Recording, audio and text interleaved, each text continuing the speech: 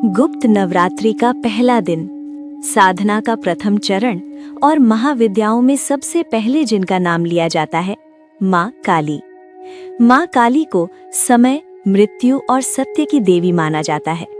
वे काले रंग की हैं क्योंकि वे अज्ञान और अंधकार का अंत करती हैं। माँ काली का स्वरूप भले ही उग्र दिखाई देता हो, लेकिन उनके हृदय में अपने भक्तों के लिए असीम करुणा और ममता है।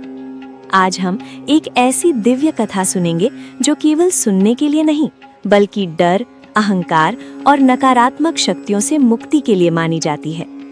कहा जाता है कि एक समय रक्तबीज नाम का एक अत्यंत शक्तिशाली दैत्य हुआ करता था।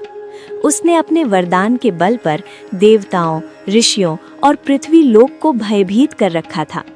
रक्तबीज को ये वरदान प्राप्त था कि उसके शरीर से गिरी हर एक रक्त की बूंद से एक नया रक्तबीज उत्पन्न हो जाता था। युद्ध में उसे परास्त करना असंभव हो गया था। तब सभी देवता माँ दुर्गा की शरण में पहुंचे और उनसे रक्षा की प्रार्थना की। देवताओं की पीड़ा देखकर माँ दुर्गा के मुख से एक भयानक और दिव्य शक्ति प्रकट हुई।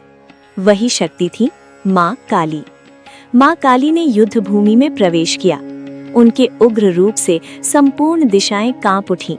जब माँ काली ने रक्तबीज पर प्रहार किया तो जैसे ही उसका रक्त धरती पर गिरता, नए दैत्य उत्पन्न हो जाते। तब माँ काली ने अपनी जीभ बाहर निकाल ली और रक्त की एक भी बूंद धरती पर गिरने नहीं दी। इस प्रकार माँ काली ने रक्तबीज का संहार किया और देवताओं को भय से मुक्त किया। ये कथा हमें सिखाती है कि जब बुराई बार बार जन्म ले तो उसे समाप्त करने के लिए केवल शक्ति नहीं, बल्कि पूर्ण जागरूकता और समर्पण आवश्यक होता है। माँ काली का अर्थ है काल, यानी समय। वे हमें ये संदेश देती हैं कि जो समय के साथ नहीं बदलता, वो स्वयं नष्ट हो जाता है। वे अहंकार का नाश करती हैं, डर को समाप्त करती हैं और भक्त को निर्भय बनाती हैं। इसी कारण गुप्त नवरात्रि के पहले दिन माँ काली की उपासना की जाती है। मान्यता है कि जो साधक इस दिन सच्चे मन से माँ काली का स्मरण करता है, उसकी आगे की साधना बाधा रहित और सफल होती है। इस दिन प्रातः स्नान के बाद शांत मन से दीपक जलाएं, माँ के सामने लाल पुष्प अर्पित करें और मन ही मन प्रार्थना करें। कुछ क्षण मौन रहकर ध्यान करें और अपने भीतर के भय को माँ के चरणों में अर्पित कर दें। माँ काली हमें सिखाती है, डर से भागना नहीं है, बल्कि उसे समाप्त करना है। जहाँ माँ काली का वास होता है, वहाँ कोई भी नकारात्मक शक्ति टिक नहीं सकती।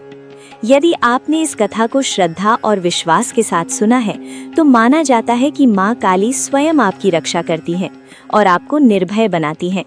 माँ की कृपा आप सभी पर बनी रहे। यदि आपको ये कथा अच्छी लगी हो और आपके मन में भक्ति का भाव जागा हो, तो वीडियो को लाइक जरूर करें। ऐसी ही पावन कथाएं, व्रत त्योहारों की सही तिथियां और माँ शक्ति की महिमा सुनने के लिए चैनल को सब्सक्राइब करना ना भूलें। कमेंट में लिखें, जय माँ काली।